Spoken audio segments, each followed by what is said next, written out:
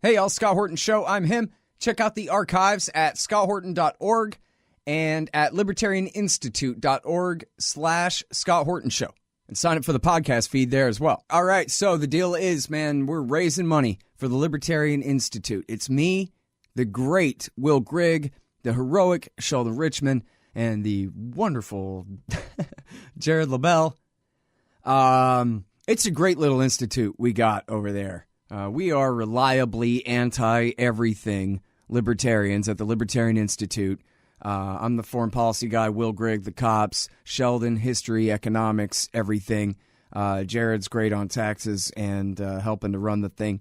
And so far, it's been a real success. And we plan on having a hell of a year next year with our new Libertarian Institute. But we need your help to do it. Simple as that. So if this is the kind of thing that you believe in and want to help support, then please do. We're at libertarianinstitute.org/support. You can get books. You can get silver coins. You can enter a raffle right now to win a 2-week permaculture course in the rainforest of Costa Rica. Seriously, you got to pay for the plane ticket, but the rest is on them. Learn all about it and write it off on your taxes. libertarianinstitute.org/support. Check it out. Thank you. All right, y'all. Introducing Craig Murray. He is the former British ambassador to Uzbekistan and famously a whistleblower on America's Extraordinary Rendition program with that torture dictatorship back when. And now he's got this very important piece at craigmurray.org.uk. It's called The CIA's Absence of Conviction. Welcome to the show. How are you doing, Craig? Very well, thank you, Scott. Very well. Good. I really appreciate you joining us on the show today. And this is a very important thing that you've written here. The context is, of course, the CIA's claim to the Washington Post that the Russians ran an op to hack the Democrats' emails. I guess that goes for the DNC and the Podesta emails, to leak them to WikiLeaks in order to help Donald Trump win the election. And to a degree that I think is actually sort of surprising to me, this story seems to really have legs in there. Even the Electoral College is now saying they want a briefing. I don't think they really would dare to try to overturn the results of the election, but they're at least trying to use this to hem in Trump on his Russia policy, as Greg Sargent reported in the Washington Post. And yet what you've written here and what you told The Guardian was, hold it right there. This isn't right at all. But how can you know? Well, it's not really new. I mean, the people who are in a position to know are WikiLeaks and the people who work with WikiLeaks, of which I am one. And, Julian Assange has said very plainly that the information does not come from Russia. He's said that straight out. And, I have first-hand knowledge that the source of the leaks was not Russian and was not any kind of proxy for the Russian government. It's an American source. So, really, the CIA, who have offered no evidence whatsoever for this anonymously briefed claim, the CIA just talking complete and utter nonsense. Just know for certain that what they say is not true. Mm. Okay, well, now, first of all, can you explain what exactly is your role with WikiLeaks? I'm not a member of WikiLeaks staff. They have staff. They have directors. I'm not any of those, but I'm a member of the Sam Adams Associates and of other whistleblower organizations which work very closely with WikiLeaks. And I've been close to Julian for a number of years, and I'm one of the people who is able to visit him in the Ecuadorian embassy and speak with him and discuss strategies and help move things along. So I cooperate with WikiLeaks without being a formal member of the structure. I see. And then can you tell us how it is that you know who the source is? Is it just that Assange told you, or you have more direct information yourself? No, I have rather more direct information than that, which relates to a visit I paid to Washington in September of this year, when and I should be plain that the Podesta emails and the DNC emails, of course, two separate things, and you shouldn't conclude that both have the same source. But in both cases, we're talking of a leak, not a hack, in that the person who, the person who was responsible for getting the information out had legal access to that information. Mm-hmm. And then a trip to Washington, are you saying that you were the recipient of at least one of these leaks? No, the material was already, I think, safely with WikiLeaks before I got there in September. I had a small role to play, which I hope you'll understand if I don't expand on it too much. Sure. No, I do understand. I hope you understand if I keep trying to push a little bit to try to understand what's going on here. I read a post by my friend George Washington over there, George Washington's blog, and he put two and two together in a couple of statements and said, and I guess comparing your statements with those of the famous NSA whistleblower William Binney, that when you say this was a leak, I think George Washington's blog's conclusion there was that meant a leak from the inside of the American intelligence community, although I guess the way I read your statement, it possibly could just be a Democrat or a member of the Democratic National Committee or someone who had access through that route. And again, I'm not exactly sure whether we're talking about the Podesta or the DNC leak or one or both here. As you say, they are at least presumably separate. But can you give us any insight on whether, for example, you can confirm Binney's claim that this comes from inside American police and intelligence rather than inside the political apparatus like the DNC?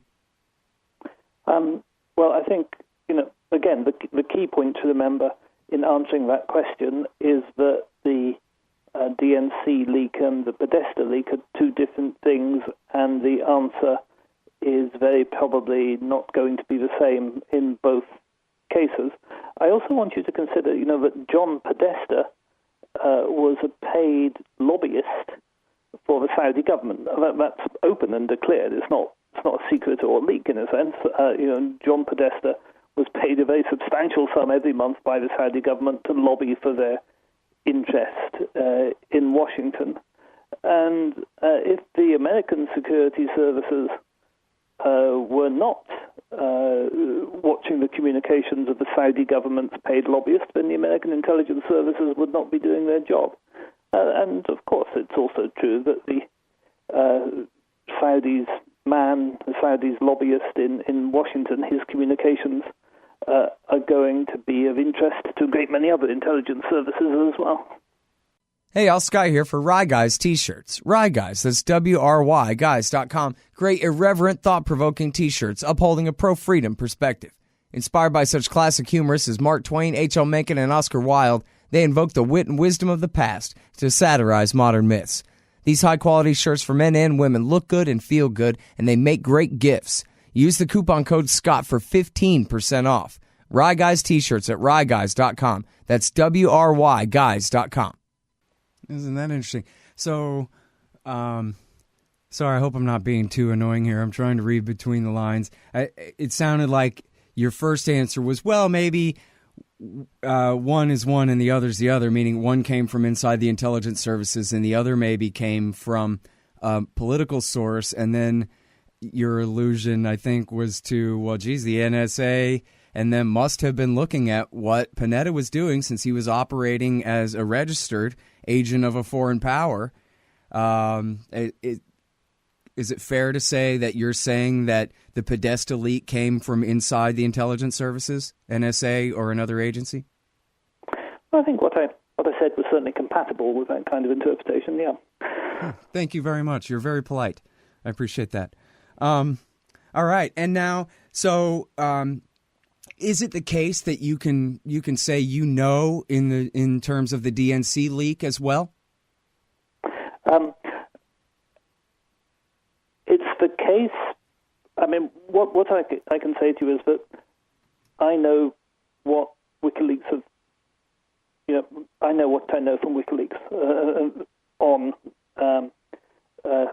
the DNC case, and I believe Julian, who I've known for many years, and he flat out says it's nothing to do with the Russians.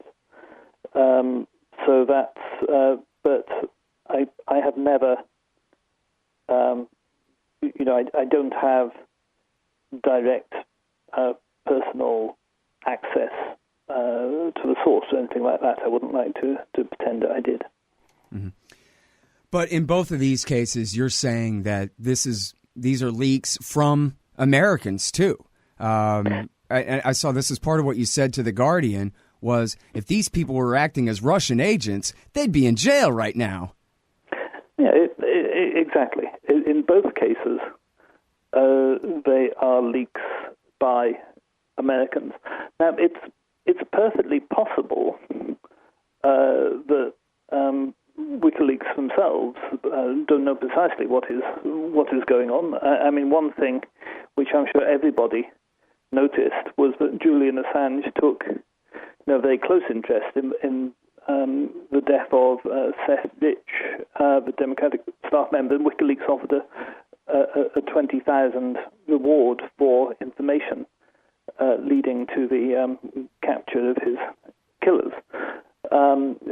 So obviously there are suspicions there about what's happening, and things are somewhat murky. I'm not saying, don't get me wrong, I'm not saying that he was the source of the leaks. What I'm saying is that it's probably not an unfair indication to draw that WikiLeaks believe that he may have been killed by someone who thought he was the source of the leaks. Whether correctly or incorrectly? Whether correctly or incorrectly.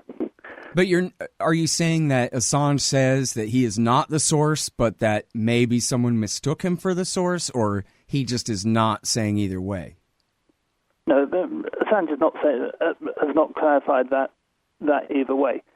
But obviously the fear that he may have been killed has something to do with these leaks, possibly by someone who thought he was the source, is a motivation. Yeah. Well, I think that occurred to a lot of people, but of course it's the kind of thing that is easily dismissed as conspiracism as well. That's also true. But people do die over this sort of stuff. You have to remember that there were billions of dollars, literally billions of dollars, behind Hillary Clinton's election campaign, and those people have lost their money. And you have also to remember that there's a big financial interest, particularly from the armaments industry, in a bad American relationship with Russia. I mean, the worse the relationship with Russia is, the larger contracts the armaments industry can expect, especially in the most high-tech, high-profit side of fighter jets and missiles and that kind of thing. And Trump has actually already indicated he's looking to make savings on the defense budget, particularly in things like fighter projects. So there are people standing to lose billions of dollars, and anybody who thinks in that situation bad things don't happen to people is very naive. Mm-hmm. Well, if we can go off on this tangent for a second, would you like to comment on the relative danger of the new Cold War with Russia at this point, Craig? I find it very worrying, frankly, that people want to get into a new Cold War with Russia. I am no fan of Putin. I'm a critic of Putin's internal policy. I think his control of the media and the shutting down of a lot of independent media in Russia has really undermined the sort of the start of democracy which we'd seen in that country. So I'm not a big fan of Putin. I don't like the oligarch system where wealth is even more concentrated in Russia than it is in the West. But the idea that we want to go back into a system where we regard Russia as an enemy and we have these fantasies about a war with Russia is absolutely crazy. There's no way that Russia is ever going to attack the United States or the United Kingdom. Russia's got no interest whatsoever in doing that. Where Putin has shown some foreign policy adventurism is in bringing back into Russia parts of the former Soviet Union which have a majority Russian ethnic population. That's not an aim I support. I think that's been dangerous and disruptive. But he's almost finished that. And there aren't really any more, very few more parts of the former Soviet Union with a majority ethnic population. He's essentially achieved what he wanted to achieve. There's no evidence that he's looking for further land acquisition for Russia. And in Syria, frankly, his policy appears more sensible than the Western policy, where the West is promoting jihadists who support the Saudi-exported Wahhabist doctrine. So I just don't see that we have this profound conflict of interest with Russia, which necessitates a new Cold War and a new arms race. I'm sorry, that was rather a long answer to give you. Yeah, no, that's kind of what I was looking for because, and I'm glad you brought up the question about the minority Russian-speaking populations in the Baltic states, for example, and that kind of thing, because, I mean, people do seem to think that that's a real problem, but you're saying that the threat of any real conflict there, that the Russians are going to try to redraw those borders or something like that basically this is all negotiable and it's already been negotiated. Yeah, I think that's true. And the places where Putin has taken action, like an enclave in Georgia and in the Crimea, are places which have a majority Russian population, not a minority Russian population. There's no evidence that he's daft enough to try to move into areas which only have a minority Russian population. And he's not mad enough to attack the European Union. That's definitely not going to happen, or to attack NATO. So an awful lot of this saber rattling is much ado about nothing. But as I say, it's extremely profitable for the armaments industry. Right. Yeah, well, no question about that. All right, so now, well, what do you make of all the CIA claims about, well, you have Gusev here, GRU, and FSB, and they're hacking here, and they're phishing there, and that they've traced all of this stuff? Is this all just made up out of whole cloth, do you think? Well, I think the Gusev thing is hilarious. I mean, Gusev is not the source for WikiLeaks. And the idea that the Russian FSB would, carefully hack these emails and then have this vainglorious weirdo personality boasting about it all over the internet and using Cyrillic script is just not at all probable when you think about it. The Russians are a great deal more professional than that. Yes, of course the Russians spy on the United States. The United States spies on the Russians. The United States spies on the British and the Germans as well. That's part of the game of international politics and international diplomacy. Nobody's saying that the Russians don't spy on the United States. They do. It's an ongoing mutual game that's always been part of human history, I suppose. But it so happens that they are not the people who hacked this particular material and passed it on to WikiLeaks. And then, well, so what about, all the stuff about the GRU phishing email and all of that? Is that just something that happened but is unconnected to the leaks themselves, is what you're saying? Well, a phishing email happened. Whether it was definitely from the GRU, I have my doubts, but it's not the source of the leak. Gotcha. All right. Well, I wish I was a little bit more proficient on the technical aspects of all this kind of stuff so I could try to come up with some better questions to ask along those lines. But it sounds like Well, really what you're saying, certainly on at least half of what's at issue here, that you personally know, one, and on the second, you know what Assange told you, and in that case, you certainly believe him. And in both cases, the DNC leak and the Podesta leak, you're saying both sources are not hacks, but insider leaks and Americans in both cases. Yeah. If you're looking for the source of all this, you have to look to Americans. And it's worth saying that if Hillary Clinton hadn't connived with the DNC to fix the primary schedule in order to disadvantage Bernie Sanders, if she hadn't accepted questions in advance of televised debates against Bernie in order to give her an unfair advantage, if the Clinton Foundation hadn't accepted donors from all kinds of dictators in exchange for access to meetings in the State Department or foreign policy decisions or purchase of uranium or whatever else they wanted in exchange, if all that hadn't happened, then we wouldn't be talking about any of this. One of the very peculiar things is that the mainstream media is still completely in denial about all those stories I just told you, which mostly weren't much featured in the mainstream media. And yet at the same time, they're saying that these emails, which were Russian, affected the election. It's quite strange. The emails can't be totally unimportant and meaningless, right, and at the same time have affected the election. Right. Yeah, all they did was show how business is done on a daily basis inside the Democratic Party and the Clinton campaign.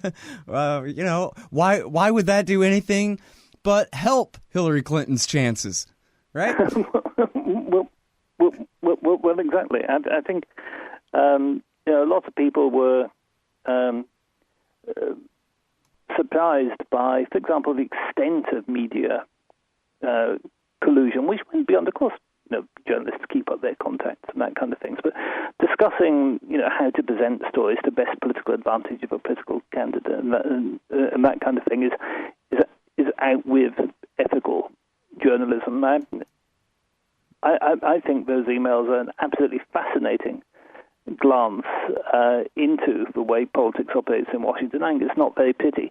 And I actually think it says a very great deal for the sophistication of the American voter, that they did have such a profound effect on so many people, and people are capable of understanding and analyzing what's going on and reacting to it. Mm-hmm. All right, so now, because of this whole controversy, I mean, they're really trying to, in a sense, as I was saying at the introduction here, they're trying to really undermine the incoming presidency of Donald Trump. I mean, Hillary has said she concedes we have to accept the result, but at the same time, she's saying, oh, yeah, she supports the CIA giving a briefing to the Electoral College, I guess just trying to cause trouble, that kind of thing. But so it raises the question of whether the source, one or both sources, might just as well come forward at this point and say, it was me, not them. It wasn't the Russians. I'm not a Russian. I did this because I'm a Bernie fan, or whatever it was. Do you think that there's any chance of that at this point, that the source or sources might change their mind and come forward? Well, I can't know. But the whole Obama-Clinton attitude to whistleblowers, the way that very good patriotic Americans like Thomas Drake and William Binney and John Kiriakou have been treated, the way that Chelsea Manning is treated, the way that Edward Snowden is still in exile, doesn't actually encourage anybody to come forward. And the doubt hovering around the death of Seth Rich doesn't encourage anybody to come forward either. So I wouldn't myself lean on anyone to come out, because I know as a whistleblower myself that the consequences for you and your family are extreme. So I think that's a decision people have to be left to make privately. Yep. All right. Well, listen, thank you very much for coming on the show, Craig. I really appreciate it a lot. Thank you. It's always good to talk. All right, y'all. That is Craig Murray, formerly the British ambassador to Uzbekistan, and a whistleblower in his own right. And now, as he says, he works on a somewhat sort of consulting basis with WikiLeaks, and he writes at craigmurray.org.uk, craigmurray.org.uk. This one is called The CIA's Absence of Conviction, and we're running about half of it, little splash page thing today at the Libertarian Institute as well, if you want to find it there. But the original, again, is craigmurray.org.uk. That's the show. Thanks, everybody, for listening. Appreciate it. See you next time. This part of the Scott Horton Show is sponsored by Audible.com. And right now, if you go to audibletrial.com/Scott Horton Show, you can get your first audiobook for free. Of course, I'm recommending Michael Swanson's book, The War State, The Cold War Origins of the Military-Industrial Complex and the Power Elite. Maybe you've already bought The War State in paperback, but you just can't find the time to read it. Well, now you can listen while you're out marching around. Get the free audiobook of The War State by Michael Swanson, produced by Listen and Think Audio at audibletrial.com/Scott Horton Show. You hate government, one of them libertarian types, or maybe you just can't stand the president, gun grabbers, or warmongers. Me too. That's why I invented LibertyStickers.com. Well, Rick owns it now, and I didn't make up all of them, but still, if you're driving around and want to tell everyone else how wrong their politics are, there's only one place to go. LibertyStickers.com has got your bumper covered. Left, right, libertarian, empire, police, state, founders, quotes, central banking. Yes, bumper stickers about central banking. Lots of them. And, well, everything that matters. LibertyStickers.com. Everyone else's stickers suck. All right, y'all, Scott Horton here, and I got a great deal for you. Anyone who helps support this show with a $50 donation or more gets a copy of the brand new Rothbard book, Murray N. Rothbard book, of long-lost essays from 1967 and 68. It's entitled Never a Dull Moment, A Libertarian Looks at the 60s. Murray N. Rothbard, really Mr. Libertarian himself, on Vietnam, conscription, civil rights, LBJ and Nixon, and all kinds of great stuff from back during those times. Never a dull moment, and it's an exclusive. It's not available on Amazon yet. It's an exclusive, so far at least, for listeners of this show, so be the first to get it. Help support this show at the same time. Just go to scotthorton.org/donate, and again, anyone who sends $50 on this way, along with a mailing address, and I will get this book right to you. Thanks.